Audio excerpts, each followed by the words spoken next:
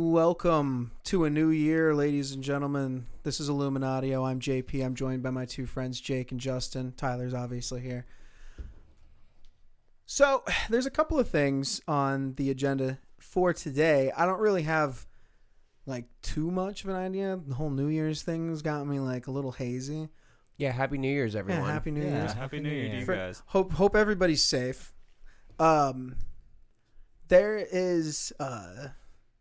There's a bunch of new laws coming in 2020 that kind of border on the controversial side. Justin, I'm really happy that you're here, actually, because it'll give somebody maybe the chance to play devil's advocate to some of these things. Okay, it's good to be back. Let's hear a few. So I know one that's coming really soon is in places like California, I think New York as well, you can now put X on your license in place of gender, which I'm kind of weirdly on the fence about, because I feel like your license is there to serve a very specific purpose. If maybe, because I don't know enough really about medicine to say for sure, but I feel like there's medications that women and men, women can take that men shouldn't take, and vice versa. Yes, absolutely. So if, you are, a gender fluid person, you look very ambiguous, and there's plenty of people like that out there. And obviously, I think it maybe should be easy to tell, but So I know in the medical community, at least from, a medical record standpoint, a lot of organizations, or at least the organizations that use the largest EMRs, make a distinguish between gender identity and sex, because you're right. There's a difference between, how a person identifies with themselves and how they want to be talked to versus, whether this person has a penis or a vagina, whether or not they need to be ordered a test for cervical cancer or testicular cancer, For identification purposes, yeah, like a biological sex standpoint, especially with people in certain periods of their transition. Whether they're pre-transition, post-transition, the gender identity thing should be kept, I think, separate from the actual biological sex, even aside from the argument of anything else. So, but that kind of, so I think that, potentially putting an X in place of, because your license isn't, it's meant for identification purposes. Yeah. Because here's the big argument that the trans community has been making with this is that, the policy for most law enforcement organizations, and I think John Oliver did an episode about this, but policy for most law enforcement is, when dealing with missing person or looking for a suspect or something like that, they're supposed to refer to people and, ask people by, the legal name that they have on file. Well, sometimes that legal name is obviously vastly different than what someone may refer to them as. And the problem becomes when talking to friends, family, close, associates of that person that may have never known them by their legal or previous names, it creates, serious problems with, being able to identify certain people. Well, it shouldn't be that hard to change your name, should it? If you decide to go by something else, if you're... I know that the difficulty varies by state. Okay. Yeah, that seems appropriate.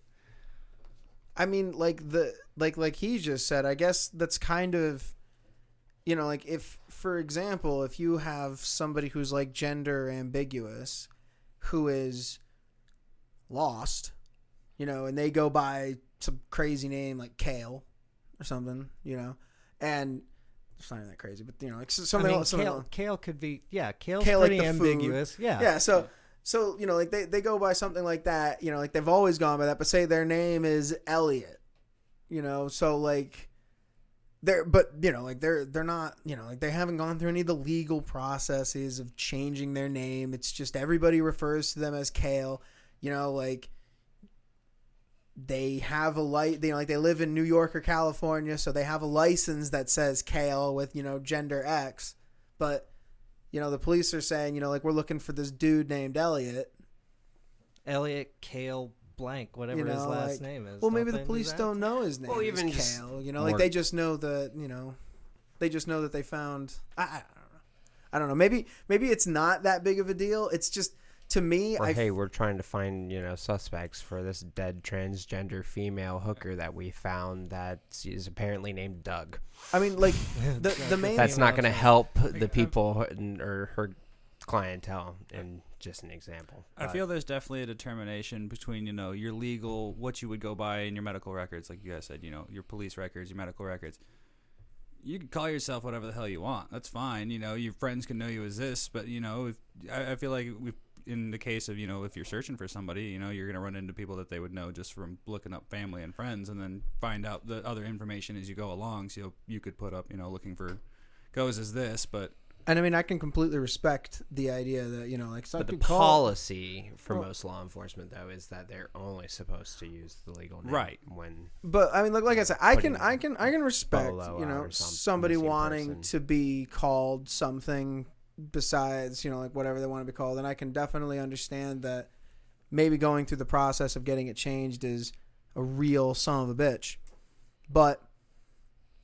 The thing that I'm constantly just thinking of, the slippery slope fallacy, in the sense that these cards are meant to serve a very specific purpose. It's not meant to help reinforce your feelings about yourself. It's there to identify who you are, and in a legal objective sense. If you've gone through if you are somebody, let's be honest, what you are. If you have gone through the complete, transition, you have done your surgeries and your hormone therapies, and you have put in the time and the effort, and you are no longer what you were born as. Yeah, I mean, I think that would be... You're biologically different. I think it would be fair at that point to be like, okay, well, yeah, I don't want to be recognized as a woman on my license. But if you're just a gender ambiguous person, you live in Portland, and you're gender's fucking oppressive, man.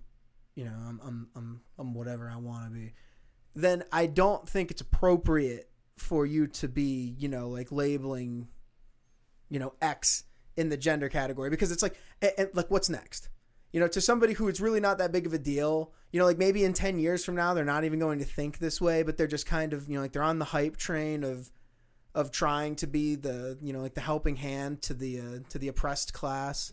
And now, now they have the opportunity to kind of show to the world, look at that. I don't conform to the norms of this oppressive society. And I mean, that's all I really see that as being, putting an X. If I can understand people who have made the transition from one gender to another, wanting to be recognized as that other gender, that I can get. Putting an X, that doesn't make any sense to me, because it's just I choose to be ambiguous because I choose not to recognize. Well, it legally validates the existence of trinary gender. I feel like Tyler said it best at the beginning. There's definitely a difference between gender and sex. Well, of course there is. Which I think, as far as an identification process, it needs to be sex, what you biologically are, especially if the only thing that you are is just gender ambiguous, where you're just like for me right now, if I was just I don't identify as a man or a woman, I'm gender ambiguous, but you could look at me and you could be like, yeah, but you're a man. Mm-hmm. You're obviously a man. You don't look like a woman. I mean, maybe I got long hair, but it's you don't act like a woman, or you don't act like the other gender. It's just you choose not to express as a man. Exactly. Mm-hmm. I guess you would say. So for me, if I had a license that had, X in the gender category, I would say that's probably a little inappropriate, because I don't think that I am a good representation of what that really would be there to, to help. If you know, like if we're gonna like consider it something that's here to help a certain, you know, class of people, I say class, a certain group of people, then people, you know, just doing it because they want to identify, like personally identify with that class of people or show that, you know, like in solidarity with that, you know, group of people. I don't think that that's. And like the real problem, as you said, I think with it is like, where do you stop? I guess is what you're asking. Like, because I don't necessarily see any real issue with it. And here's my argument for that is, how many people get their license updated every time they change weight?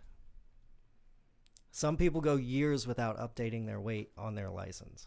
I feel like it's on a totally different spectrum though. Somebody can look like two completely different people, whether they're large or small. Weight can be measured. I mean, like medically, you know, some dude's passed out on the side of the road and he identifies as a woman and he lives his life as a woman, which is fine, but he hasn't made the transition. At quick glance, they don't know, you know, if they have to give them I mean, I'm not a medical professional. If they have to give them something, then it could make a difference whether or not. I feel like you could potentially sue somebody for medical malpractice if they didn't. I mean, I feel like potentially. I don't know, but you know, it's just one of those. I mean, Dave Chappelle said it really good in that new the Sticks and Stones sketch, where he was talking about, you know, like look at, you know, he's just like the idea of being trapped. You know, like I am somebody else trapped in somebody else's body. Like I'm a man trapped in a woman's body, or vice versa. He was like, you know, like it's inherently a funny thing. Like obviously, you know, like when you're going through it, it's like, yeah, this is kind of shitty. But it's just like, where do you draw the line? Like, what if he's, you know, like he said, what if I was, you know, identified as a Chinese person, you know, trapped inside this, you know, big black guy body, and it's like it sounds ridiculous him saying it the way that he said it, but it's just like the concept really isn't any different. Where you've got the idea of these people where it's just like I feel like, you know, like I'm, you know, like I'm a woman. Well, and I know tons of dudes, you know, white men born in America who would probably move to Japan if they could. Yeah. Yeah. You know? and it's you know, like that type of mentality right there where you're kind of, you know, like you're aware that, you know, like you're not Japanese. But how many people would go with it if they knew they could get away with it? If they knew that if they went over to Japan and they were like, you know, I identify as a Japanese person, I want to be treated like a Japanese person, and everybody was like, okay, we'll treat you like a Japanese person. How many people would do that?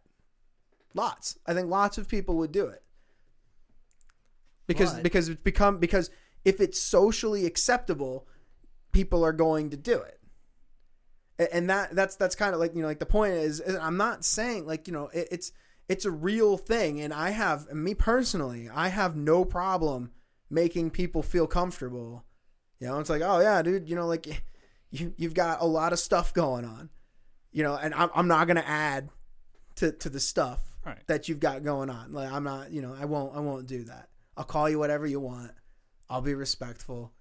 Absolutely. Right. You're your own person. I'm going to treat you like a human being over anything. I've met a few trans people and they've been, you know, nothing but cool people. I mean, like there's nothing wrong with them, but the point is that it's bordering now on, you know, like with all of the non-gender dysphoric people out there in the world that are like, you know, don't use gender specific pronouns because it offends me. And I don't want a gender specific pronoun on my license because it's offensive. Like that is an issue. It's like for people who have, you know, like a mental disorder that's basically saying like, you know, I feel this way so much that I'm willing to change the outside of my body to, you know, like to match the way that I feel on the inside, you know, as opposed to people who are just, you know, overly sensitive. It's, you know, like rather than the apologists, like the people that are actually enduring it, the people that are actually experiencing it. So everybody just gets looped into one big category where you're like, oh, you know, like, well, we don't like these, you know, like the people over here who are just like super snowflakes, but it's hard to disassociate them with the people who are actually going through issues because they're all mixed up in one big, pot Right, and some social of them media. are just so and- loud that Oh yeah. Oh, it's it insane. overtakes the voices of maybe some of the more reasonable ones. Yeah. I feel there are more people doing it for the attention than there are for doing it for the reasons of what they actually feel. Because I feel like if you're really trying to do that, you're not gonna go out and celebrate it. And like if you got your shit going on. Well, another big thing that I've got an issue with the trans community is like the hormone blockers and stuff on like the kids, man. Like that. That is not okay. Like when I was 7 years old, I wanted to be a girl. Like by the time I was 8, that was no longer the case. Right. You can't. It's so fickle. There was back then. It's so fickle with a young child what they want from one day to the next. There's a certain point where it's just they can't make those decisions. Is a permanent life-altering decision that should not. I recently read a story about a kid who is like in the 3rd grade, 2nd grade, something like that. And he wanted to be called Luna and wear dresses and all that stuff to school. And his mom was like super 100% supportive of it. And, he wanted to take hormone blockers and all that because he really wanted to be a girl. And she was like 100% willing to do it. She's like, let's go. Take you to the doctor right now. She was divorced from the dad, and the dad was like, and they had joint custody, and the dad's just like, no, absolutely not. Out. Yeah, like he's a kid. So they ended up going to court, and the court sided with her and said, yeah, go crazy, which I thought was just ridiculous. But yeah, so they start taking hormone blockers. He's going to school. He's calling himself Luna and all this stuff. And there was recently an update on the story. He's back to going to school as a boy. I mean, they're kids. Their mind is all over the place. They don't understand the consequences of certain actions. Yeah, you find out that girls sit down to pee, and you're like, what? I wish I could sit down. I wish I had to sit down to pee. Like, that's not, like, what? I could be out of class for so much longer if I had to go and sit down and pee every single time. We play with the Game Boy a little bit. I don't know, dude. They're fucking under the age of 10. Like, who the hell knows what they're thinking? You could yell at a 10-year-old 1 minute, and they could be completely bummed out. Walk away 5 minutes later, completely just, like, sit down in front of the TV like, oh, dude, are you okay? Yeah, I'm cool. What's up? Hey! Like... Here's the other thing I would argue, and again, I'm not a medical professional, but I know and work with many, is that we are living in an age and generation of pervasive mental illness of all sorts and kinds. And that is having an impact on our youth and causing just a lot of really crazy trends and things to pop up that are affecting the youngest generation right now that I think are going to have some very stark ramifications later down the road. Not only that, we have do we have a pervasive amount of mental illness throughout the world, but we also have a very limited amount of information and understanding about it comparatively. Well, I mean, is it really, like, at the point, like, if everybody in the world had ADHD, is it a mental illness anymore? No, I believe it becomes the standard. Yeah. Right. So, I mean, like... I believe it becomes an epidemic. I think that, like, our minds are going to move in the direction that they're going to move, and I think that, like, potentially trying to alter and mess with them is not going to do any...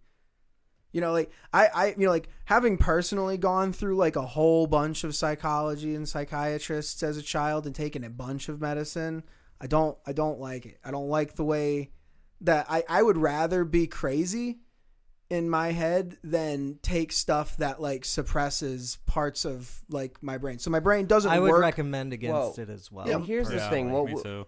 Here's the thing about antidepressants is there's a lot that the medical community does not know, does not understand about them.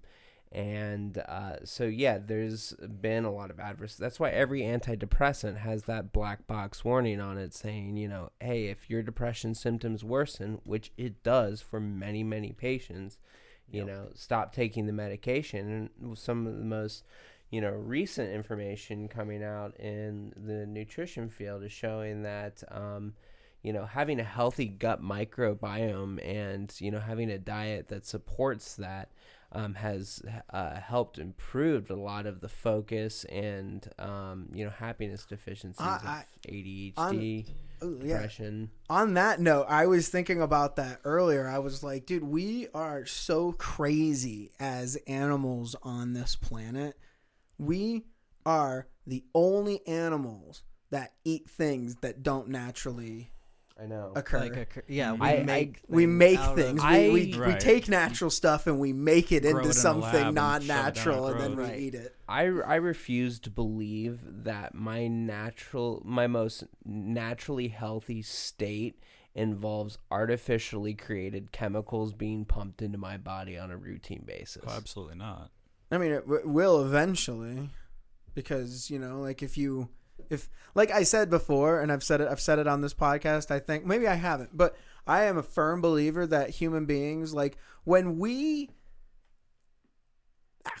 I mean, like it's hard to say, like, but by the time I would say that we invented agriculture, we've naturally we've taken ourselves out of the chain of natural selection and natural evolution. Like, sure, we'll lose organs that we don't use anymore, and sure, maybe we'll lose hair as we don't need it and stuff in the environment that surrounds us, but we could potentially change that. It's like, oh, if humans wanted to live in the cold, like, we could make it cold. Like, sure, the ramifications would be catastrophic. It would take a lot of lives to get there, yeah. But we could do it. Right. So the idea that, and then what would happen? We would evolve to live in the cold. The idea that we are basically in control, we are now in the driver's seat of our evolutionary path.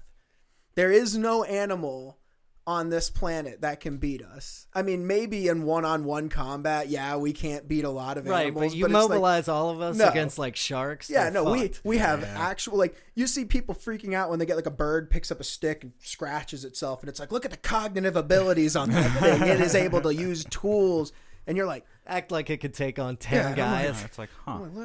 That's pretty neat. I can fucking scratch myself with all kinds of things. Like, look at that.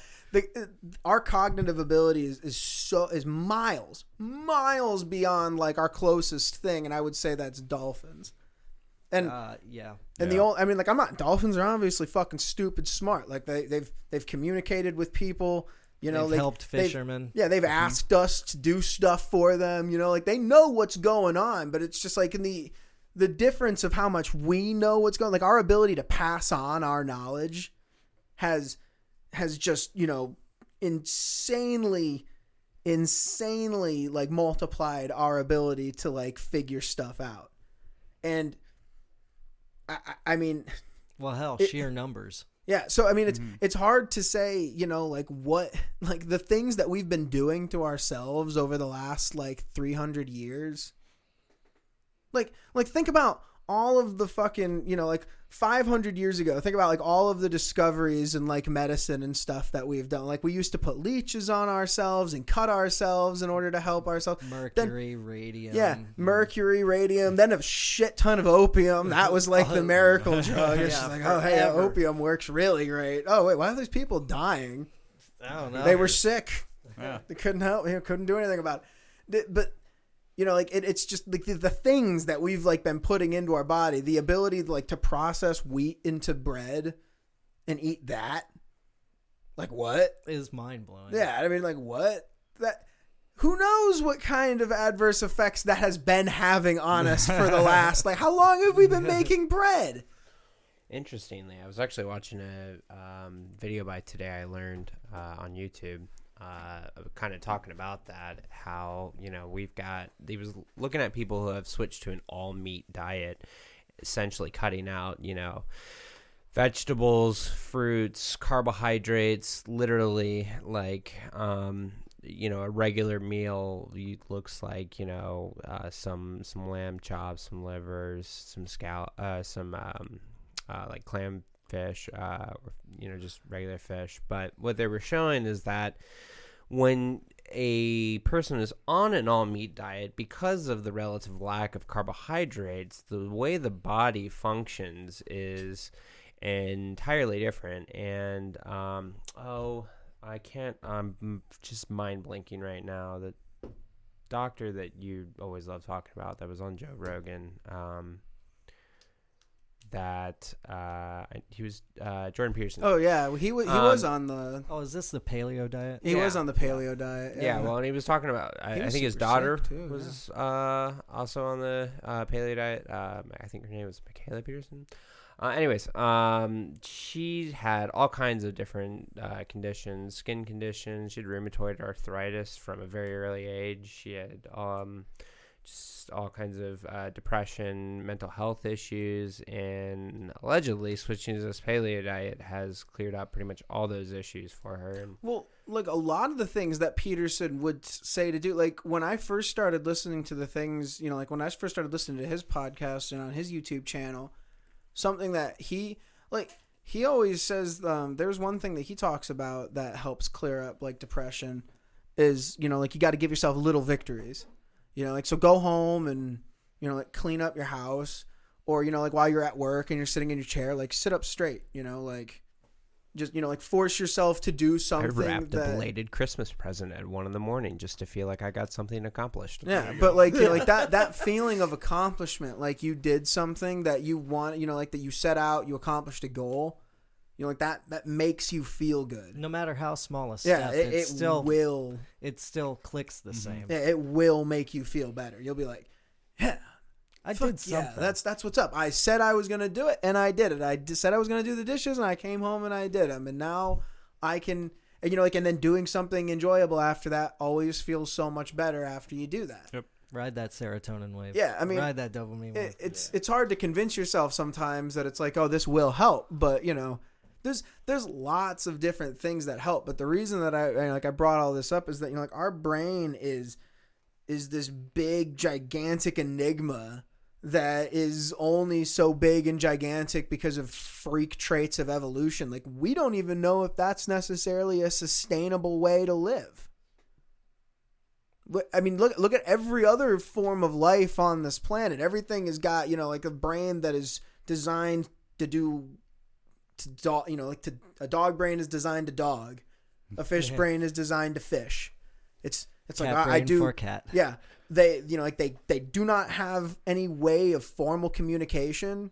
They are just programmed to know exactly what they need to do. They're instinctual. Yeah. And if they're not, if the programming doesn't work out, it's just like, all right, take it easy. That's why I think, we might have like a huge epidemic of, like mental illness and problems and stuff because, like as horrible as this is to say is, like we save our mentally ill. Like the people who, like make mentally ill children continue to make. Well, and I'd also argue that we haven't known how to properly treat. Agreed, 100%. But like, like more people are talking about. like I was saying before, like we have subverted natural selection. So like we basically lots of times when natural selection would look at a person and it would be like, you're fucked. Like we've looked natural selection back in the face and been like, no, they're not. Well, and here's why I'm hopeful about it because, before, like if you think about like early 2000s, like celebrity drug scandals, Lindsay Lohan, shit like that. That was kind of all, met with shame and dismay in media, but at least from what I've observed on YouTube, there's a lot of big influencers in certain sects of YouTube that have, come out and talked about or done videos on their own struggles with mental health that have been met with, rave reviews and have usually ended up pretty significantly growing their own user base. I think that I hope that the new openness that at least the younger generation is having to talking about these kinds of things in amicable and a potentially victorious light is going to be what helps drive people to get the help, and which then drives the professionals to do the research to be able to provide better help, and so on and so forth. Properly diagnose. Yeah. You know, so a lot of people, I'm sure, Oh my are self-diagnosing. Being My like, whole oh, life man, has I just have been this, I have this. You know, yeah, well, even professionals. My whole life has been defined by getting shuffled around from professional who thought they were the smartest person in the world. At this point, I've been either diagnosed or misdiagnosed with half the DSM.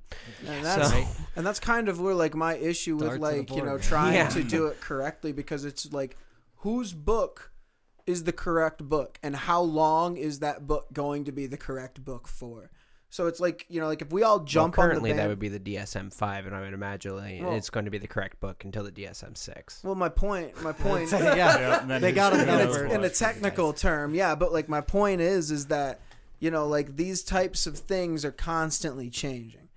And it's they're like, struggling okay, to keep up. yeah, and like new one only one comes out year, every few years. it's fine. Like we can do, like we can diagnose people. I can give them, like, think about it. When oxycodone came on the market, everybody's like, opioids. Handfuls of treat the years pain, later, it's treat like the pain. they're bad. They've always been Well- bad. They've been bad. But the point is that there is so many other factors that go into this. Like there is a gigantic business that makes all of these pharmaceutical medications, that pays these doctors to do Pretty stuff with it. well. Like these are, like, I mean, the thing a lot of people forget about pharmaceutical companies is they don't want you to get better. well, I mean, like They want you to stay sick. But forget about forgetting about pharmaceutical companies. It's just like like the point is that one theory of mental health can be correct for years, and then we find out it's just like, oh yeah, no, we've just been digging ourselves into a much deeper hole. It's like, oh, that's not how that brain works at all. Yeah. Well, that's a lot So, of like- this push of self-confidence, trying to boost self-confidence in young kids with like, the consolation, the participation awards. You remember all that stuff? Well, in it's school? breeding a bunch of Everybody gets a egomaniacs. turn. It's breeding a bunch of an entitled generation that thinks that reward comes without work, that comes without effort and sacrifice. They're just supposed to get stuff just for existing, and I think that's what's helped perpetuate this. And that's exactly my point, though. Like you look at these, like things that you did because, well, that's a great idea. How could that possibly go wrong? And then fast forward 10 years, and it's like, oh, yeah, okay, that probably wasn't the best idea that we could have done. Oops. Yeah, so I mean, it's hard to say. Like, I want to be on board with, it's like, yeah, dude, sit down, hash it out, like talk about why this makes you feel like that. Do this, do that, like these are the things that have helped me. But the big issue, the big thing that we really need to, like sit back and take scope of is that everybody's mental health is different.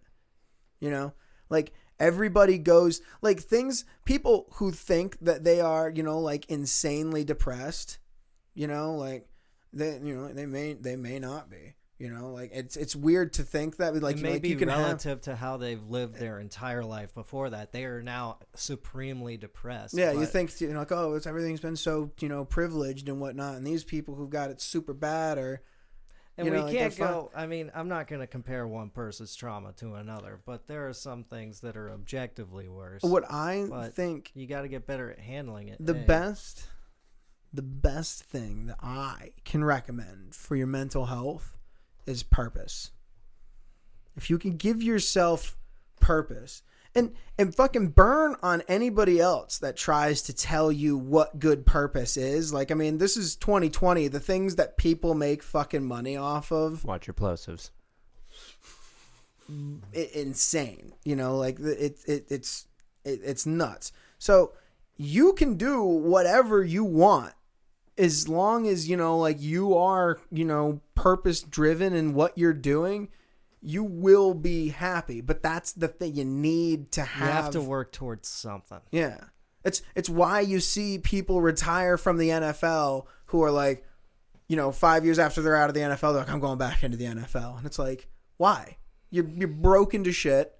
You can't play football anymore. You've got, whatever the football disease is, like destroying your brain slowly.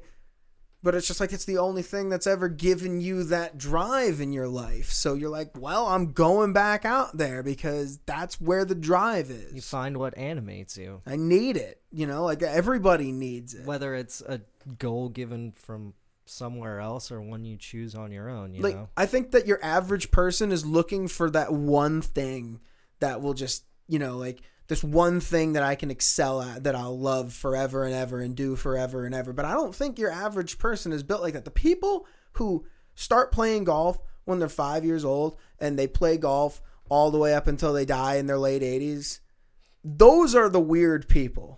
Like, that's not natural. That is not something that natural people do. Humans aren't really built for specialization. We just kind of lazily list from one thing to another. It's like, oh, I'm super interested in Star Wars 1 year, and then I'm super interested in Star Trek, and then then I got back into to this. yeah. And then that was totally me. I was a Star Wars nerd, and then I became a Trekkie. Oh, he's bouncing. He's hopping the fence, folks. Why would you do such a thing? Because Star Trek is better. It's a complicated game. I think that everybody, it's a complicated game, and it's really hard to play. But you need to figure out, what makes you tick. You can't worry about I think it's good to take advice, from people who you associate with or you project yourself on or you see yourself in, and it's good to take advice from medical professionals, people who have studied these types of things. But it's just like, I don't like the idea of umbrella terming a bunch of people. Well, we may all have similar conditions and situations, and yeah, some of us may be damn near identical with what's going on in the brain, but it's just like saying that you have the same thing as you because 4 out of the 5 symptoms that are associated with this mental illness are present in you, and 5 out of 5 are presented in you. The same mental illness can present as 1,000 different things in 1,000 different people. Yeah, it's such a tricky and varying intensities. It's such a tricky thin ice thing. You got to be very careful. Everyone's different. Everyone's body's different. What are you gonna? There is no metric. No, and it's just important because the future is going to play a very, very important part in mental health. I think that we really need to focus on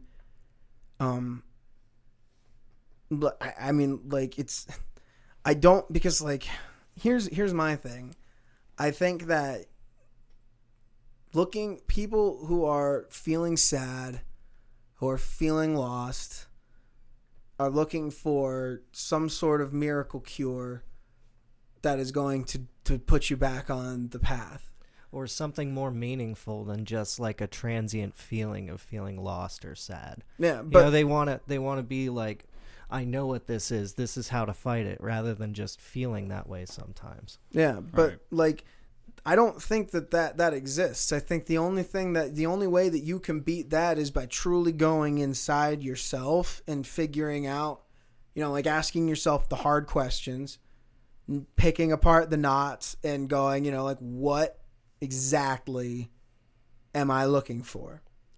I'll tell you, just myself as someone who's had chronic massive effect depression for essentially my entire life. The early desire is to want to find a solution to that, and a lot of that leads people, as it did myself, to try an entire rainbow of drugs, SSRIs, SNRIs, and everything else available, and then just hope that one of those pills are gonna make just all the bad feelings magically go away. But in reality, what I've found, at least personally, is that you have to like you said, you have to really, dig into your past and yourself introspectively and understand, what the trauma is. Because it's just like, like sometimes you have to do that with professional help. For sure. I'm not saying that, professional, like, because, what the brain is an organ. We all have the same organ, like up in our skulls. Some are bigger than others, but they all, the things that make us, the neurons firing and, all that shit, that is completely different from person to person. So for me, if you're having, kind of like an electrical malfunction in the brain, which is what I would kind of label mental health as, it's not, it doesn't make sense that, like, I should be treated the same way as Jake. Now, granted, maybe we've got very similar electrical problems, so we can talk to a professional. It's not really an electrical problem. It's more of usually a chemical imbalance, some missing it's overproduction or underproduction of serotonin or Tyler, dopamine. It's a metaphor. Wow. Okay. I'm not. Obviously, it's not an electrical I'm problem. just saying, like. But like my point is that just because, like my chemical, like we shouldn't try to have a universal balancing point of chemicals in the brain where it's like you should have this much serotonin or this much this or this much that or this much this. You shouldn't. Maybe Jake needs more dopamine to get through the day than I do. That's what it's for. It's there to get you to keep moving forward. So it's like, why would we potentially try to, like upscale mine or downplay his just to get at like a universal balancing point? Like all of our personalities are different. These are direct illnesses that affect your personality. Like this, like obviously, and that will have, adverse effects on your physical body, but like these are something that affects your personality. So it's like and I've also, gone through lots of professional help and taken lots of medication. And I do not think that it, like I like the idea that, like you can study these things. And I think that there is a lot of benefit in studying these things, but each person is different and they need to be treated differently. And that's where my fallout with medication comes from, because it's just like, I don't believe in this universal balance of the brain. The major criticism of antidepressants is that, the evidence that they're actually effectual is based on, specious reasoning, just based on, what we've witnessed by correlation, just kind of in a happenstance of other tests that were being run on small animals.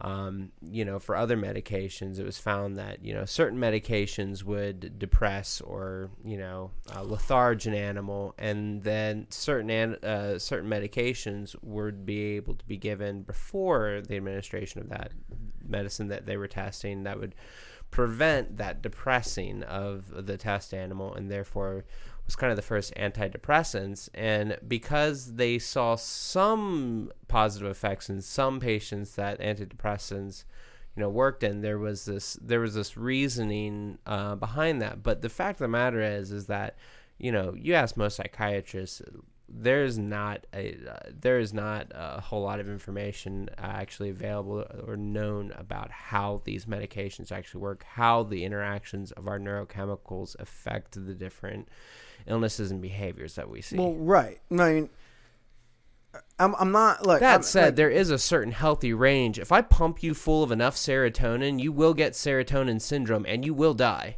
For sure, but like, so like, my point basically is to say that like and I'll end it here. Is just it's hard to say like specifically looking at somebody, talking with somebody, and going like, oh, it's like, how do you feel? I feel like this all the time. These are the problems that I'm going through in my daily life. These are the issues that I'm having, like my struggles, all that stuff. And for someone to basically just look at you and be like, you need more serotonin. Here you go. You know, like what if without why any sort any of of it should chemical go with- tests, that's what I like. At least like pull some blood from my brain or something and tell me exactly what my chemical levels are in my brain before you start. because That's why I think any shoving real chemicals treatment into it. program should include cognitive behavioral therapy along Absolutely. Indeed. 100%. or DBT, dialectic behavior therapy, depending on your situation. well, now you start talking about cha-ching, baby. Now you're talking about spending some money. Not really. I mean, I was seeing a counselor and doing DBT for a lot more counselors are getting trained in it. I would And hope it's so. becoming a lot more available. Speaking of fucking lab animals, did you guys know that the secret of Nim is all about like a giant mouse city that somebody built? that one? I haven't seen it. Okay, so like obviously not like the Secret of Nim movie itself. I think it's like a giant. Maybe it's a big metaphor. I haven't also seen it recently, but I watched this thing on the internet about this guy who built this gigantic like lab rat paradise. So it was like this big wall, right? It was like this big walled enclosure that had like houses, like houses for the rats, like inside like some of like the top areas, little play area down at the bottom, as much food as they could possibly want, as much space as they could possibly need, as much women as they could possibly want. I mean, like it was literally just mouse paradise. He did this 2 times, 2 separate occasions, and pretty much both times the mice start to like separate out into like their own little cliques. Like a lot of the females will just go and hang out and like on top, like all of the mice, like even though there's tons of space, like all of the mice will inhabit like just a couple of the houses. Yeah, they'll like sleep on top of each other and constantly be on top of each other. They start their social behaviors start becoming really weird. Like some mice just kind of completely separate themselves from the pack and they're just complete loners. They don't talk to anybody. They don't do anything. They just go completely. Yeah, they just go completely off on their isolation. own. Yeah, Wow. just like don't deal with Strange. anything. Yeah, and I mean like basically they reached this point. I forget what he calls it, a population hole. And I mean it's like a monkey sphere. I mean kind of, so like it reaches this like peak point where like everything is going really really good, like like the population continues to double day by day by day by day by day, and then it stops doubling and it starts to like go up by 1/4 1/4 1/4 1/4, not day by day by day, but you know what I mean, like 1/4 1/4 1/4, and then it just kind of stops and then it starts going down. So like it reaches, so like it was designed for something like 5,000 mice, right? Like you could have 5,000 mice living very comfortably inside of this enclosure. Okay. And it never ever got anywhere near that number. Like their structure, their society like fell apart At a certain like critical mass. Like when everything was provided for them, a lot of the times they just gave up. They just stopped. There was nothing to work for. Yeah. They were just like, whatever. No need to try. So what do we need to do with ourselves? Exactly. The relevance what is the reason for living? and the relevance to that is, like we live in that world right now. Like we have the ability to it's just like we have the ultimate dopamine. Conveniences. Yes. Dopamine. It's going to turn into WALL-E.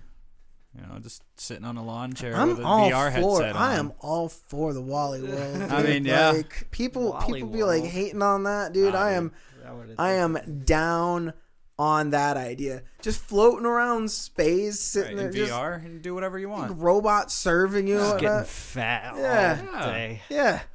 I think the Matrix would be Fat better. ass No, human. I'm honestly believe this. If there was some sort of Matrix program where the government was, hey guys, you know what? You come in here, we'll plug you into this computer and we'll put you in this pod. You're never going to be able to wake up again, but like you'll live out a regular life, your dream life in this computer simulation. Do you do Millions of people do it. it? Guaranteed. Oh God, yes. Yeah. Oh my God. Half our country guaranteed. Oh, without a doubt. Just like, yeah, no, I'm fucking out of here. You're telling me I you can am make me like a outta high-powered here. CEO?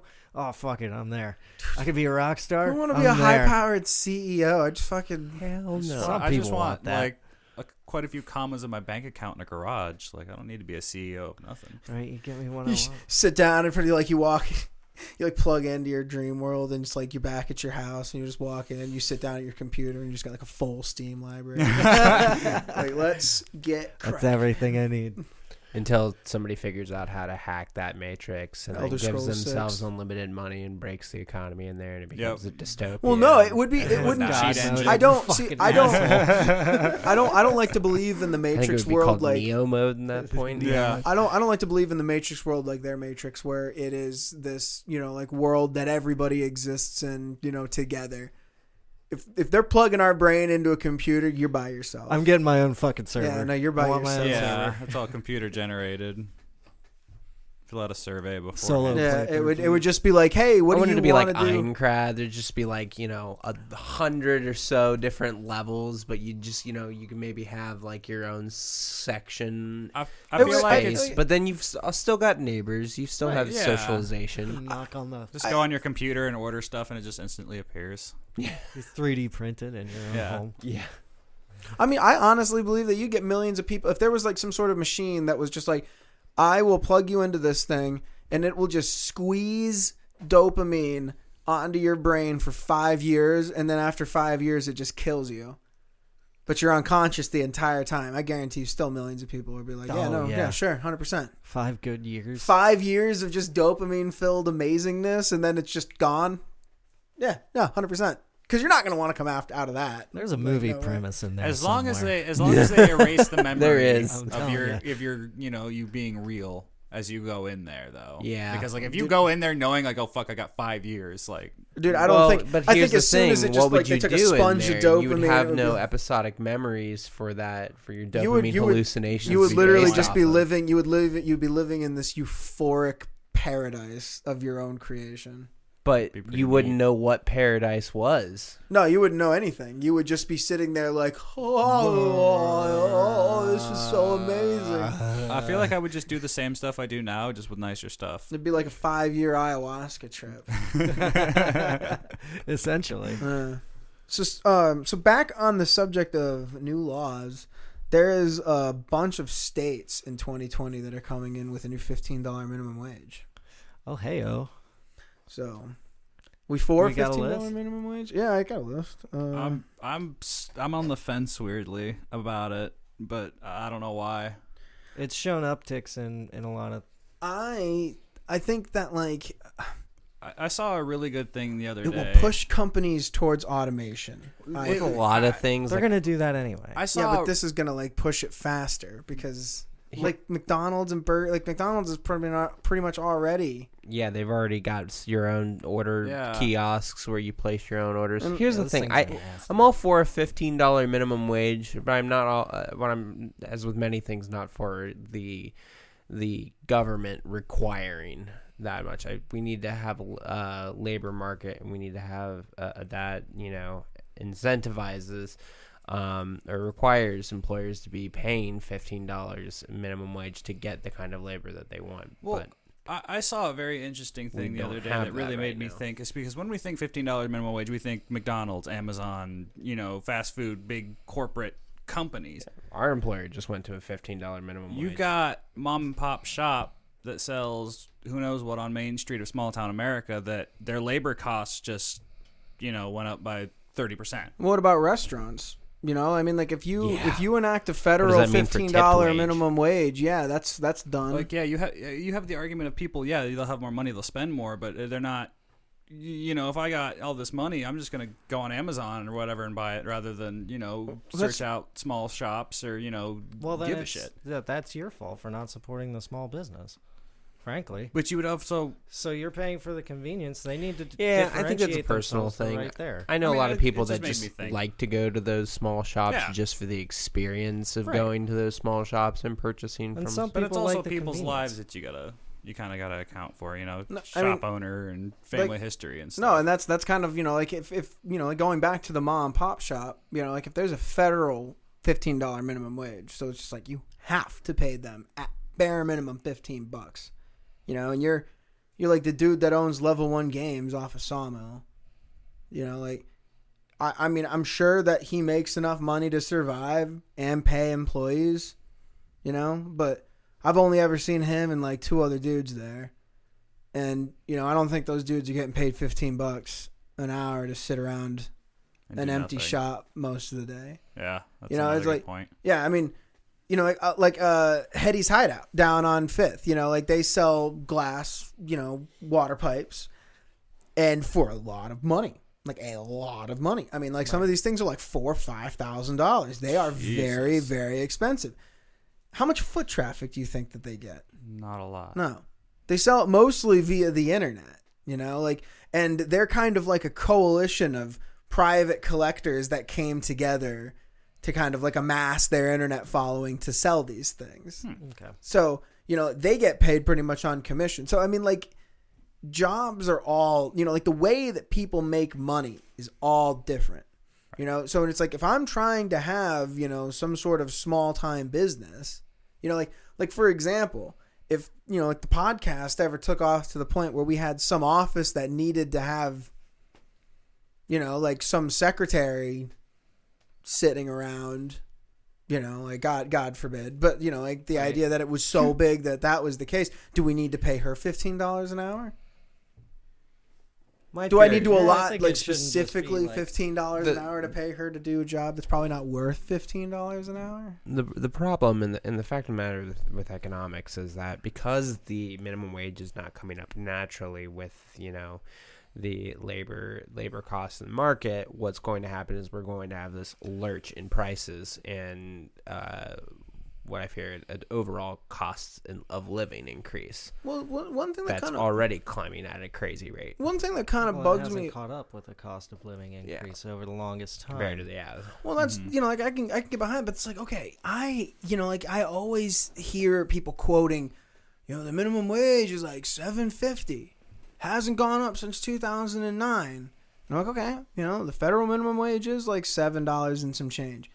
When was the last time you saw a place hiring people going like, I'll pay you $7, you know, and you know, like, well, that's what we're gonna pay you when you walk in here. Well, isn't it also state-based? Yeah, that's the thing. Well, Most states have raised their minimum wage Yeah. above the federal minimum wage. But the point is that like without a minimum wage, you know, like if you look at places that don't have federal minimum wages, you know, you have jobs that people, you know, as crazy as this sounds because nobody wants to believe it, but like in places in Mexico and in like India, like you can get factory jobs there that will pay you more, you know, like in a percentage base than a factory job here will.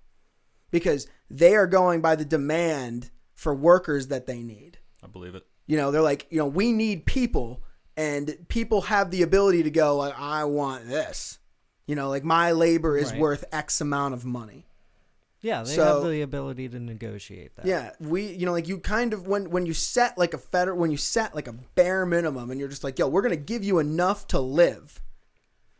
Your negotiating power kind of goes out the window at that point because they're just like, you know, I'm getting enough to buy food and supply myself with, you know, a house and a little bit of entertainment.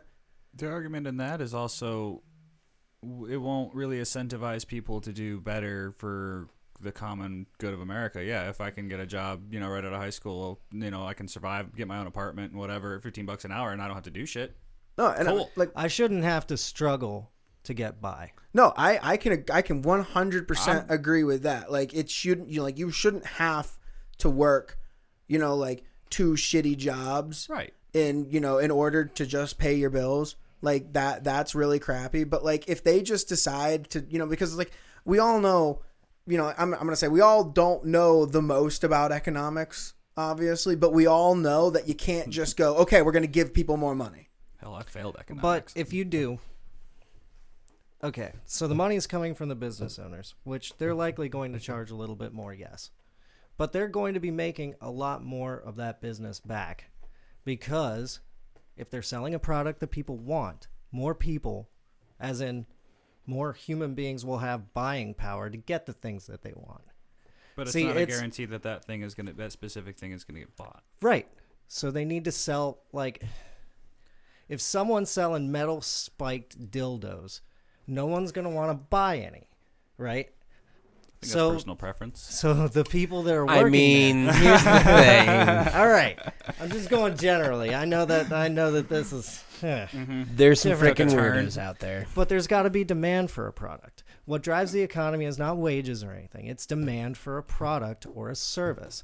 If you're not offering something that people want, you're not going to get any money anyway. Like, so the way that here's kind of like the way that somebody had explained it to me. Like, well, I was watching a presentation with some like restaurant chain owners and stuff, and they were talking about the like, and like this is pretty much what they've been told, is that even with like the increase in minimum wage that states do, like over the last handful of years, you are given X amount of money for payroll. Make it happen. Oh yeah. Well, So if payroll is the one controllable expense. No, so but like if it goes up, but I mean like if you're talking about this gigantic faceless corporation like McDonald's, Yeah, it's no problem. they're obviously they can afford to pay everybody $15 an hour, but it's just like if they can get away with, so it's like if it takes 7 people to man a McDonald's right now, and the minimum wage goes up to $15. McDonald's invests 2 employees worth of money, 2 annual salaries worth of employee money on automation and whatnot, and then cuts 2 employees because they are not trying to give more money to the payroll thing. They're just going to be like, okay, well, we're going to take, we're just going to get rid of them, take what we would have given them for the year, automate their job. Look at the cups. Look at the way that McDonald's already is. I mean, it's a bunch but of in people some walking around. restaurants, you're not going to be able to have like in a 100% mom and pop restaurant. You're not Right. going to be able to go to that level of You're automation. you're Correct. 100% right. And then but they could charge a little more on their menus, and if they're offering a truly differentiated service, like they should be, being a mom and pop shop, if it's really good and worth paying for, the people that are out there working will have more money to pay for it. But you just created the argument that if the minimum wage goes up, cost of goods is going to go up. Right, Well, and that's correct. what I'm saying. They're going And to then charge it's more gonna on be their right menu. back to where And we're that's but this is everyone benefiting instead of everyone getting wages cut and costs going down. How is it you want to beneficial benefit the if- small businesses? Well, look at it this way: you make a percentage, right? You go buy gas for a percentage of your wage. Sure, you get paid more, but price of gas goes up. You're still paying that same percentage. You're just exchanging more money. Yeah, but everyone's having more money. But I mean, but like- everyone gets more money. What's bad? Yeah, about but you're everyone spending getting more money to have more money. You're Yeah, 'cause- spending more money on. You're spending the equivalent of the percent increase from the minimum wage now to the $15 an hour with. Well, it's Yeah, Yeah, if your income Tell me and that's your expenses increase by the same amount, it's a zero net gain. Yeah, right. It's a you're just zero a- net gain. But tell me that's better than the cost of living going up and your wages going down. Well, I'm not saying that Or your staying wages should be going stagnant. down. I'm saying it's a flawed thing altogether. That's why If I'm the on cost fence of about living it. is going to continue rising, then the wages need a way to rise, even if the cost of living continues to rise. Because otherwise, it's a net loss. I'd rather have a net zero than a net loss. No, I mean like it's a weird fickle thing because something obviously has to happen. If the cost of living is continuing to rise, you need to find a way to match the amount of money that you're spending on, like your living situation. Like that's obviously incredibly important. I mean, like, or you're going to look at situations like you have in California where like, firefighters in Palm Springs, can't afford to live there. Right. We need to figure out how to just increase the buying power of a dollar rather than throwing more out. So like the thing that really kind of, like I have no issue with states raising up the minimum wage to try to offshoot, like this cost of living increase. But like the thing that I get super nervous about is just like when the Fed steps in and they're just like, yeah, it has to be this blanket $15 an hour. Well, yeah, because it goes into the large application argument. I 'Cause guarantee it can't you- be that specific Yeah. for. Well, and each- cost of living varies wildly depending on I was what just state about you to live say, in. I Right. guarantee you go to fucking like Idaho or something and look for a 1-bedroom apartment, you probably find something for dirt cheap. No Yeah, offense to I anybody mean- in Idaho. No offense. I mean, hey, you got some of the best views of the stars in Idaho. But my point is just like Alabama, for example. Like Paige's mom has a 3-bedroom house that she rents for $500. Yep. Wow. Yeah, Paige's sister lives on she's got a double wide trailer on like 3 acres of land that they pay $580 for. Dang. A month. Yeah, I mean, it's dirt cheap. Like my parents sold their house up here for like $250,000 and went down south and bought a house that was pretty much the same size with a mother-in-law suite and a way cooler garage for like $120,000. Yeah, I guess it all depends on where you live. Yeah, and they're like 45 minutes away from the beach. They're just in this super rural ass area, and that's kind of like the thing, So it's like if you've got this insanely rural area that has super cheap, affordable housing, it doesn't make sense to be like, yo, like the people who are working at the Dollar General need to be getting paid $15 an hour. They don't need it. And furthermore, I want to see whose ass they pulled this $15 number out of. Dude, I've heard all kinds of numbers. There's 15. I heard Rashida Tlaib say 25 once. That's absurd. Dude, sign me up. Oh God, That is absurd. just I'm working at McDonald's, boys. go ahead and bomb Wall Street. I think that would probably be No, great. I mean, more 'cause effective. I mean, That'd like, be I conducive honest- to everyone's that would be to everyone's benefit. I don't care what side. I you're on. honestly think that like they would start like automate. Like I think that you would see places like Applebee's that are already using those like little electronic things. Well, it'd be like the Jetsons. They would go around on Yeah, you'd have conveyor Yeah, belts but and stuff. I don't want to go to Apple. I know, but you'd have Jetsons? People do, Be unfortunately. like Japan. you'd have like 3 waiters running around to everybody's table, just going like, "You good? You good? You good? You good? You Just good?" runners. Just bringing Yeah. bringing food out. No, I see Seriously, astromech you droids. want a really good idea of what it would look like? Look at Japan. Oh, 100%. They have vending machines and service automation everywhere. Yeah, it's no different than automats. Yeah. Yeah, I mean, Yeah. they've got ramen houses where, it's 1-2 people running the whole place. Yeah, because they have a shortage of labor to do that very basic unskilled work, so they have automated it. And You know what though? Yeah.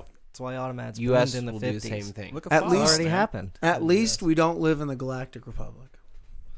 Oh man, Because you want to talk about like serious. misled by a tyrant. I don't even understand how people have jobs in the Galactic Republic. Right? What? Like Obi-Wan Kenobi in the second one when he goes in to see Dax in that fucking restaurant and Dax is back there cooking with 2 droids.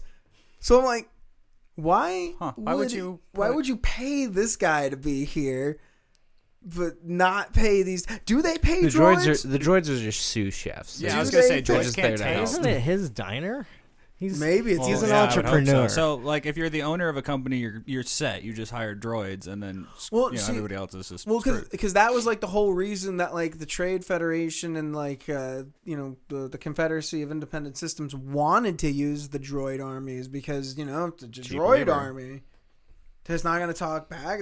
Like, how do you think Kawat Drive Yards makes all of their ships? Do you think people are making those fucking things? Oh, hell no. There maybe people are designing them, but no, they've got an army of robots that are just constantly making these ships. Right. Day in, day out, They've got day creatures out. maybe overseeing at like a managerial level, but even it. if Well, look at the professions that we see in Star Wars, right? So you've got, for the most part, you've got merchant. Smuggler. I'm like on the side of the street. I'm a merchant. Here's my tent. I've got here's my goods, my wares. farmer, Farmer. Smuggler, Mechanic. mechanic, Pod racer. pod It's race. not the Well, they're kind of That's a like job. gangsters, criminal. That's a, or like you're some sort of Cannon fodder. yeah. say soldier. Yeah, soldier. Because everybody's just kind of like walking around. Like sometimes you get a Pilot. bartender, like every once in a while. But like these are all jobs that like droids could do. I don't understand why they're not doing them. Well, we do also see like droid segregation in the the Mos Eisley Cantina. Well, hey, no droids. we don't serve your kind here. Huh. Well, yeah, no, because like so if you go to like out into the outer rim, no droids, and then you go into like the inner core, and it's like no droids are your bartenders. Droids are the ones doing everything. I mean, it's weird because I don't. Maybe it's like okay, the guy who owns the bar also owns the droids, so They're It's Oh, yeah. free labor. Maybe because they've got this free labor in droids, it allows people to pursue business opportunities that they may not otherwise be able to do. That's a good point. There is Because their galactic minimum wage is way too high. They can't pay other people to do it. but everyone gets to do what they like to do. Maybe. There's so many jobs to be had. I mean, you could be a starship pilot, and that's probably one of the most common jobs out there. How do you think you get to the point of being a starship pilot? Because Han Solo looked like he had a real shit time of it. Well, we don't look at Han Solo because he's a scoundrel. But Yeah, that's Just- a different I'm class. sure I he know, would but, go like, through just- the proper channels. He's probably a flight academy. But he did that though. So he went into the the Imperial Academy. He joined the wanting to Imperial be- Academy because he didn't want to get captured. Yeah, and but thrown he back. Then went got there kicked to- out of the academy. Yeah. Yeah, he and went got there kicked to out. fly, but you have to put boots on the ground first. So No, he it's got just kicked out. Well, he got kicked out because he left. I thought he got kicked out of the flight academy for having a mouth and being Han Solo. No. And then He they went- threw him in an infantry unit. No, he went into the infantry unit first. Nah. No. I just watched it. I just No. watched Yeah, it. no, What? it's 3 years later. Not a week ago. Yeah. Yeah, 3 years later, He's he like, went. He was kicked me kicked out. out. They He kicked me said out. it. He says it. Oh, okay. I was paying Yeah, attention. it's okay. Well, okay, but to the point that it's what. I feel like there's proper academies and stuff, and I feel like it's pretty easy Well, considering yeah, but your then you have entire to economic. you have to play like the gigantic game. So it's just like, all right, you want to be a pilot for what? The Republic or the Empire? I guess it depends on who's in independent. charge. But if you're a pilot, you got to think all we know of the Star Wars universe is this war. You got to think in we know times of way more. times than of that. not where you got commercial pilots, man. But you have to own your own ship. So I'm sure. How do you? I'm sure, how do I'm you sure get there's them? banks you can get loans. Like think about what Han had to do in order to get off of Corellia.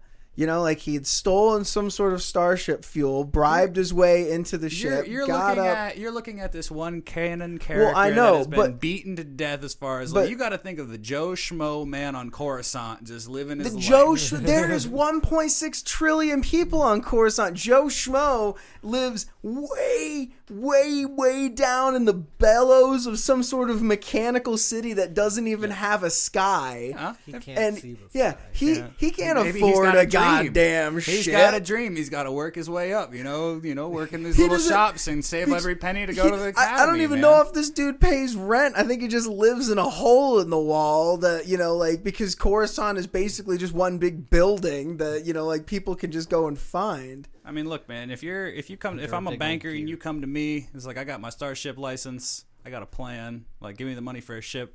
Probably gonna give you the money for a ship. It's You're like a trust- it's like a Probably car why loan. you're not an dude. intergalactic banker. You're a trustworthy Yeah, exactly. person. What do you need? 1 million credits? Get out of here. Go God, for it, you're you know. Gamp. I mean, it's like you really like. I mean, I know there's so many like players, like single individuals who have done like so much on a galactic scale in Star Wars, but like because the galactic population of the Republic, then Empire, then Republic again, Then New Order, and now who was knows? is so super insanely massive that I honestly kind of think that Star Wars lives in like a weird post scarcity-esque time. Oh, 100%.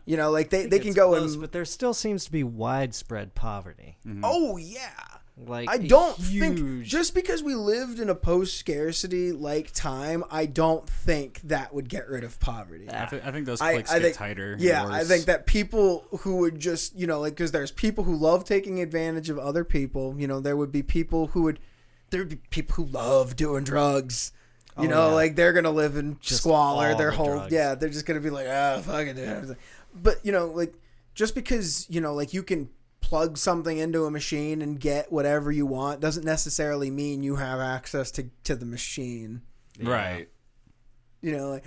Post scarcity is such a weird concept because it's like you've got these machines that make whatever you want. Well, who makes the machines? The old ones. Yeah, apparently. And just- What was that one movie that came out a few years ago? Terrible at this, but I don't know. It was on Netflix. I can't even remember who starred it, but it was basically about this big donut-shaped looking space station, Earth, that was kind of just where the top 1% of humanity lived. And Elysium? yes, thank you, Elysium. So in Elysium, Never seen it actually. So in Elysium, the top echelons of society live in this giant space station called Elysium, above Earth. And then on Earth, it's just kind of like what Earth looks like in WALL-E. It's just a barren trash wasteland where just all the commoners of humanity are relegated, and they are stricken with extreme poverty. When in reality, Elysium has all of the supplies and needs that the population on Earth needs to have a healthy and happy lifestyle like the people on Elysium do. It is simply just social class and social barriers, and also space. That's a big one. We hoard though, like that's that like prevents totally us, that society from wanting to benefit all of humanity. Well, like, okay, like you look at all of like the main characters in Star Wars. Like what fucking Anakin's mom and Anakin on Tatooine had a house. Like they had food in the house. They had multiple bedrooms in the house. Anakin had enough free time and supplies to make a pod racer and C-3PO. Yep. And they were slaves. So I was gonna say, I'm like, Fair they were point. slaves That's a doing pretty that. high standard of living. Yeah, for a that's an slave. insanely high standard of living for a slave. That's practically indentured servant. Yeah, I know. So I feel like they just meant to use that word, but like, nah, that's too big for 14-year-olds. I We're think just gonna slave call them a is just slave. easier. it would work. I think It's it would the work the 80s, same man. way that it works in Outer Worlds. That it's pretty much just like like you go up to these companies, and you say, I want to move out to the outer, the outer rim, the new frontier, wherever, and they're like, all right, cool. You sign away fucking 45 years of your life to the company. I give you a house. I give you all the food you need. I give you everything that you Give you a need in job, order to purpose. Yeah, and then you just need to do basically what I say when I say to do it. You're going to be doing shuttle runs between this planet and this planet for Yeah. the next 30 years. Get comfortable. You're going to be repairing droids, like making sure, like running diagnostic on droids that are, working on the supply line. You're going to sit on this Star Destroyer and stare at this same terminal every single But day. I honestly, I mean, like, if you think about it, so, like, there's two galactic economies in Star Wars. There is the regular galactic economy, which is, run by these gigantic corporations that, like we see all over the place, like the Trade Federation, the Techno Unions, the Kawat, drive yards. Carillion Engineering Corporation. I think, isn't Carillion Kawat's parent company? I think I think I know CEC Kawat is also owned by another gigantic company, but like there's these huge ones that are like the things that like prop up the Republic, and then every other insurgency group that kind of pops up in the Republic, and then there's the Hutt crime economy, right. that is also on a galactic scale. I mean, you're talking like the off market. Yeah, it is just as viable in the Star S&P Wars world. 500, if you will. It is 100% just as viable in Star Wars to be a criminal as it is to be a legit person. I believe I would probably go out on a limb and say that over half of the people who work for the criminal enterprise in Star Wars aren't like actually criminals. They're just I just need money. I just got to work. I'm going to Hutt space. A lot of them are born into it. It's like, dude, I was born as a Hutt slave. Running the streets of Nar Shaddaa. I'm a Hutt slave. Yeah, I'm owned by Gabora the Hutt. He fucking. My mother was a dancer, and my father was a guard. Will he ever free you? I don't fucking know. He owns this whole planet. Like they came here fucking 200 years ago and enslaved the whole planet, and he owns everybody. I mean, Yep, that's kind of because that's how it works. That's how their economy works. I mean, Kawat Drive Yards owns like 10 planets.